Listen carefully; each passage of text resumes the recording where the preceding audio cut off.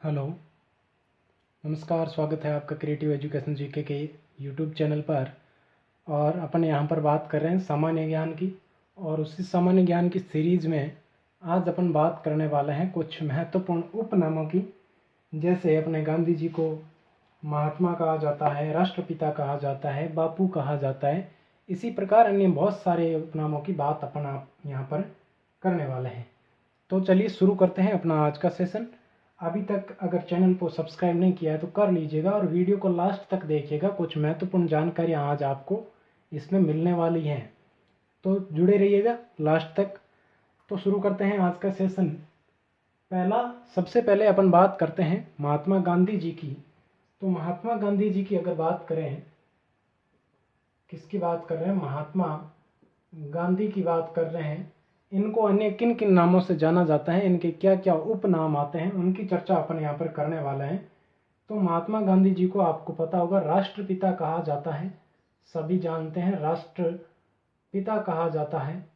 क्या कहा जाता है? राष्ट्रपिता कहा जाता है। इसके अलावा महात्मा गांधी को कहा जाता है बापू कहा जाता है। आपको पता होगा क्या कहा जाता है? बापू कहा जाता है, राष्ट्रपिता कहा जाता है, और क्या कहा जाता है? तो और महात्मा गांधी को कहा जाता है युग पुरुष। क्या कहा जाता है? युग पुरुष कहा जाता है महात्मा गांधी जी को। तो ये अपन ने बात की है महात्मा गांधी जी की। इनके उपनाम मैंने आपको बताया, राष्ट्रपिता, बापू, युग पुरुष। तो ये आपको पता होंगे, सभी जानते होंगे महात्मा गांधी जी के बारे में। तो आगे चलते हैं, बात करते हैं लाल बहादुर शास्त्री की। तो लाल बहादुर शास्त्री को शास्त्री जी कहा जाता है। इसके अलावा अगर बात करें सीमांत गांधी किसे कहा जाता है, तो सीमांत गांधी कहा जाता है खान अब्दुल गफ्फार खां को। किसको? खान अब्दुल गफ्फार खां। गफ्फार खां, इनको क्या कहा जाता है? इनको कहा जाता है सीमांत गांधी। क्या कहा जाता है? सीमांत गांधी कहा जाता है खान अब्दुल गफ्फार खां को। इसके अलावा इनको कहा जाता है बादशाह खान। क्या कहा जाता है? बादशाह खान कहा जाता है इनको, बादशाह खान। ये बात कर रहे हैं किसकी? खान अब्दुल गफ्फार खां की। इसके अलावा अगर बात करें आपके सरोजनी नायडू को, अगर बात करें सरोजनी नायडू की, तो सरोजनी नायडू को क्या कहा जाता है? अभी मैं आपको बताने वाला हूँ। सरोजनी नायडू, सरोजनी नायडू की अगर बात करें तो सरोजनी नायडू को कहा जाता है नाइटेंगल ऑफ इंडिया। क्या कहा जाता है? Nightingale of India. Nightingale of India, Nightingale of India इनको कहा जाता है, नाइटेंगल ऑफ इंडिया। किसको? सरोजनी नायडू को कहा जाता है। इसके अलावा मैंने आपको बताया महात्मा गांधी जी बता दिया, शास्त्री जी कहा जाता है लाल बहादुर शास्त्री को, और सीमांत गांधी किसको कहा जाता है? खान अब्दुल गफ्फार खान को। ये मैंने आपको बता दिया। नाइटेंगल ऑफ इंडिया किसको कहा जाता है? सरोजनी नायडू को कहा जाता है। इसके अलावा अगर बात करें सुभाष चंद्र बोस की, तो सुभाष चंद्र बोस को आपको पता होगा नेताजी कहा जाता है, बताने की आवश्यकता नहीं है। इसके अलावा अगर बात करें नाइटेंगल की बात की है तो एक बात और आती है, Florence Nightingale. Florence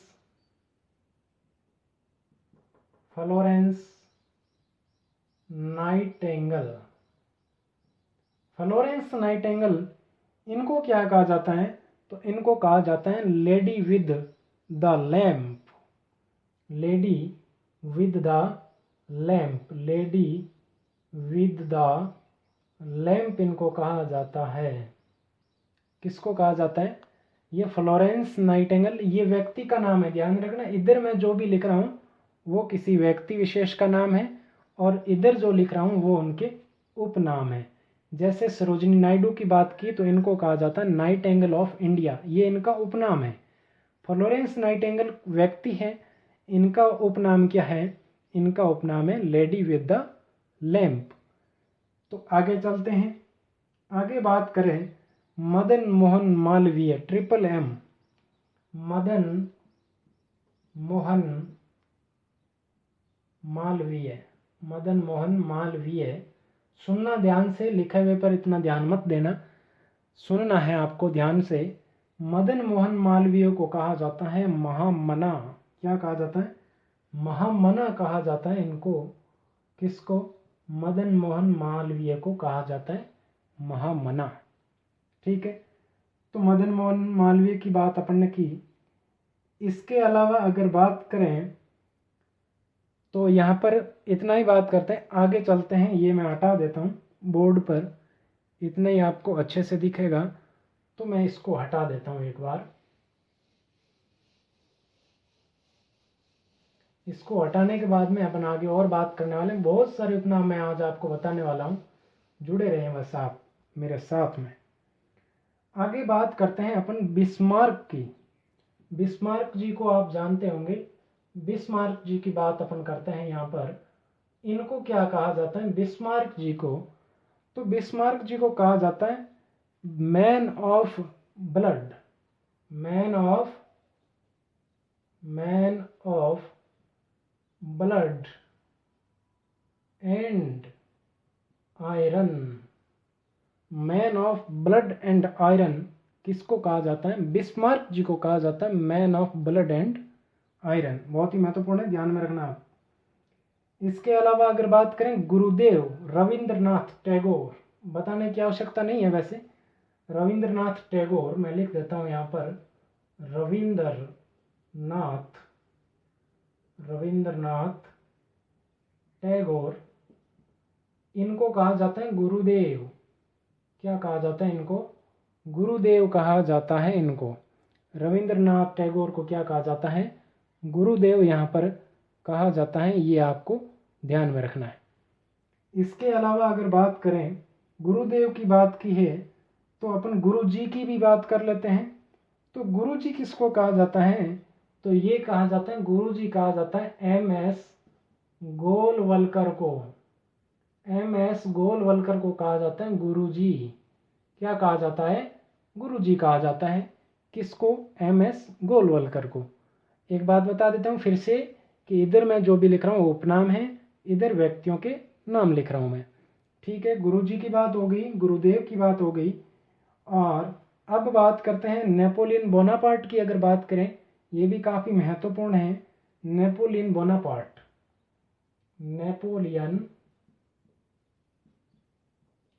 Napoleon Bonaparte. तो नेपोलियन बोनापार्ट को किस नाम से जाना जाता है? तो नेपोलियन बोनापार्ट को जाना जाता है मैन ऑफ डेस्टिनी के नाम से जाना जाता है। Man of destiny. Man of destiny के नाम से जाना जाता है। किसको? ये आपके नेपोलियन बोनापार्ट को जाना जाता है मैन ऑफ डेस्टिनी के नाम से। ओके, यहाँ तक कोई समस्या प्रॉब्लम नहीं होगी। आगे चलते हैं, बात करते हैं। यहाँ पर नेपोलियन बोनापार्ट की बात हो गई, गुरुजी की बात मैंने आपको बता दी। अब देखो बात करते हैं लिटिल मास्टर की। अब लिटिल मास्टर किसको कहा जाता है? तो लिटिल मास्टर कहा जाता है सुनील मनोहर गावस्कर को। किसको कहा जाता है? सुनील मनोहर गावस्कर को कहा जाता है। तो मैं यहाँ पर लिख देता हूँ सुनील मनोहर गावस्कर। सुनील मनोहर गावस्कर को कहा जाता है, क्या कहा जाता है? Little master. लिटिल मास्टर कहा जाता है, लिटिल मास्टर। ये लिटिल मास्टर किसको कहा जाता है? ये आपके कहा जाता है सुनील मनोहर गावस्कर को। ठीक है, ये मैंने आपको बता दिया। अब आगे चलते हैं, मास्टर जी की बात हो गई। अब बात करते हैं देश बंधु की। तो देश बंधु किसको कहा जाता है? तो देश बंधु कहा जाता है चित्तरंजन दास को। चित्तरंजन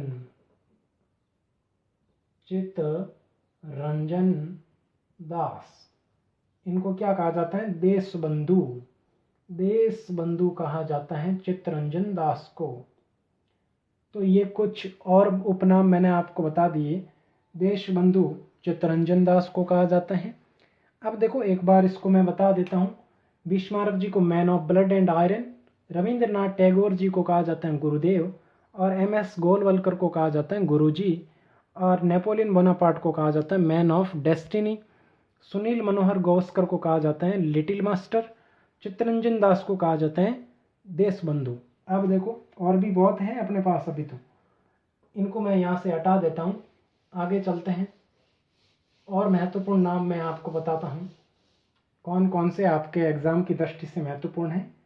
अब देखो बात करते हैं शेर ए कश्मीर की। शेर ए कश्मीर, शेर ए कश्मीर किसको कहा जाता है? तो शेर ए कश्मीर कहा जाता है शेख अब्दुल्ला को। शेख अब्दुल्ला, शेख अब्दुल्ला को कहा जाता है शेर ए कश्मीर। शेर ए कश्मीर, जम्मू कश्मीर है ना, उसी कश्मीर की अपन बात करता है। इनको कहा जाता है, शेख अब्दुल्ला जी को कहा जाता है शेर ए कश्मीर। ठीक है, ये आपको ध्यान में रखना है। इसके अलावा यहाँ पर बात करें तो आपके पंजाब केसरी की बात आती है। और पंजाब केसरी किसको कहा जाता है? तो पंजाब केसरी कहा जाता है लाला लाजपत राय। लाला लाजपत राय, इनको कहा जाता है पंजाब केसरी। क्या कहा जाता है? पंजाब केसरी कहा जाता है किसको? लाला लाजपत राय को पंजाब केसरी के नाम से जाना जाता है। और शेर ए कश्मीर में मैंने बता दिया। अब देखो एक बात और, पंजाब की बात कर ली, पंजाब केसरी किसको कहा जाता है? तो पंजाब केसरी लाला लाजपत राय को कहा जाता है। और अगर बात करें बंगाल की, तो बंगाल में जो बंग बंधु है वो किसको कहा जाता है? तो बंग बंधु कहा जाता है शेख मुजीबुर रहमान को। शेख मुजीबुर रहमान, मुजीबुर रहमान को कहा जाता है बंग बंधु। बंग बंधु के नाम से किसे जाना जाता है? तो बंग बंधु के नाम से जाना जाता है शेख मुजीबुर रहमान को। याद रखिएगा, बहुत ही महत्वपूर्ण है। अब देखो बाल गंगाधर तिलक को लोकमान्य कहा जाता है। आप सब ने पढ़ रखा है, मैं 5th क्लास से आप पढ़ रहे हैं, दूसरी तीसरी में भी पढ़ा होगा आपने कि लोकमान्य बाल गंगाधर तिलक। लोकमान्य किसको कहा जाता है? बाल गंगाधर तिलक को। लिखाने की आवश्यकता नहीं है। अब बात करते हैं grand old man of India, दादा भाई नौरोजी की बात करते हैं। दादा भाई नौरोजी बहुत ही महत्वपूर्ण व्यक्तित्व है। Congress, national Congress, Indian national Congress में इन्होंने बहुत ही महत्वपूर्ण भूमिका निभाई थी। Grand old man of India इनको कहा जाता है। The grand old man of India, the grand old man of India इनको कहा जाता है।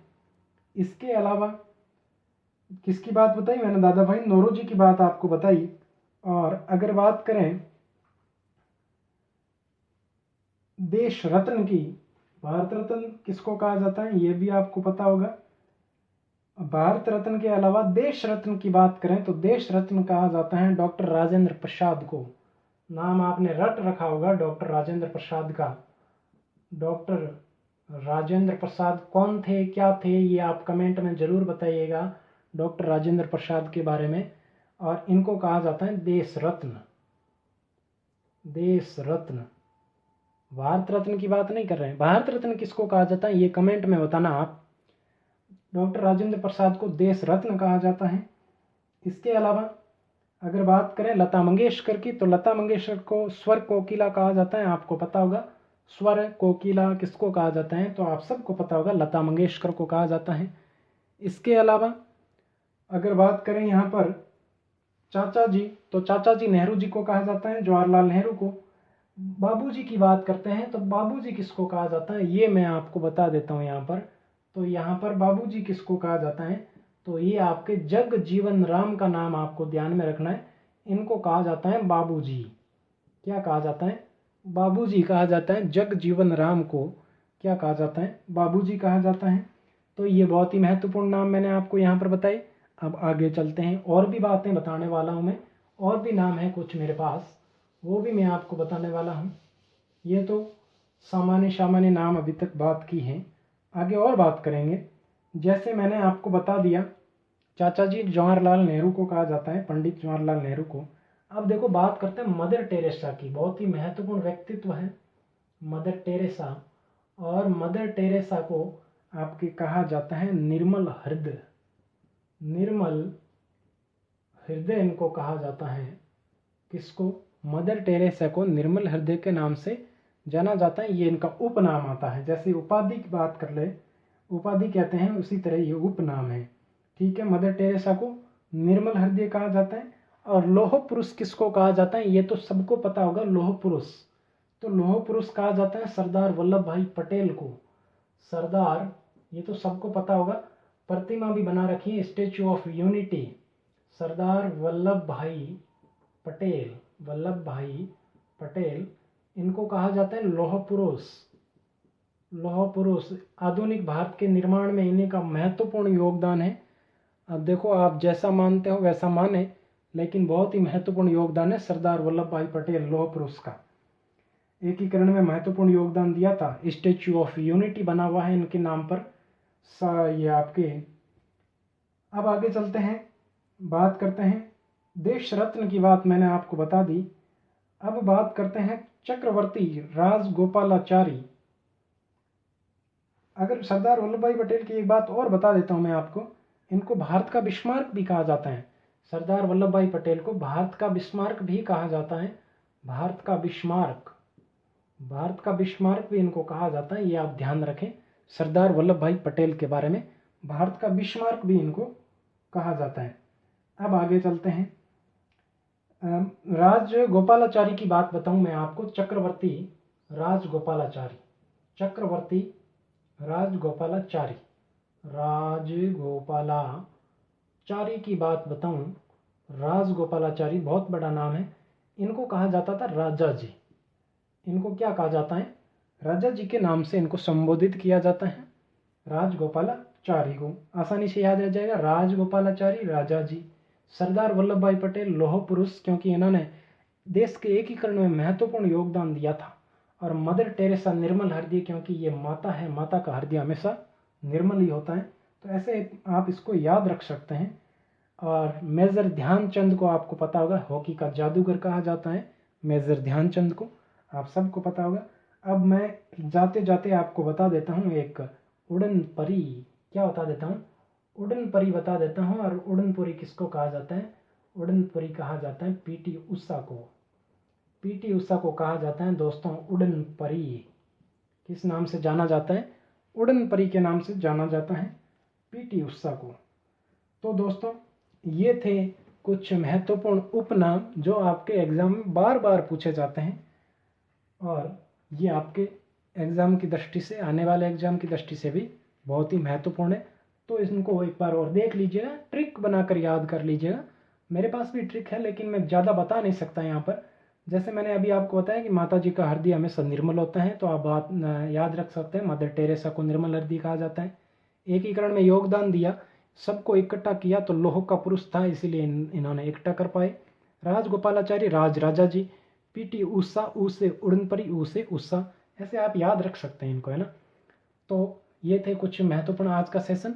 मिलते हैं अगले सेशन में एक नए टॉपिक के साथ। जल्द ही हम इंडिया जीके भी शुरू करने वाले। वैसे ये भी इंडिया जीके, लेकिन थोड़ा अप लेवल करके शुरू करने वाले हैं। मंडे से शुरू कर देंगे, शायद कोशिश यही रहेगी। तो आज के लिए इतना ही। मिलते हैं अगले सेशन में एक नए टॉपिक के साथ। चैनल पर नए हैं, अभी तक सब्सक्राइब नहीं किया तो कर लीजिएगा, और वीडियो पसंद आए तो लाइक कर दीजिएगा, और भाई को सपोर्ट कर दीजिएगा यार, मैं भी आपका बड़ा भाई हूँ, तो करिएगा सपोर्ट ज़रूर। Thank you so much.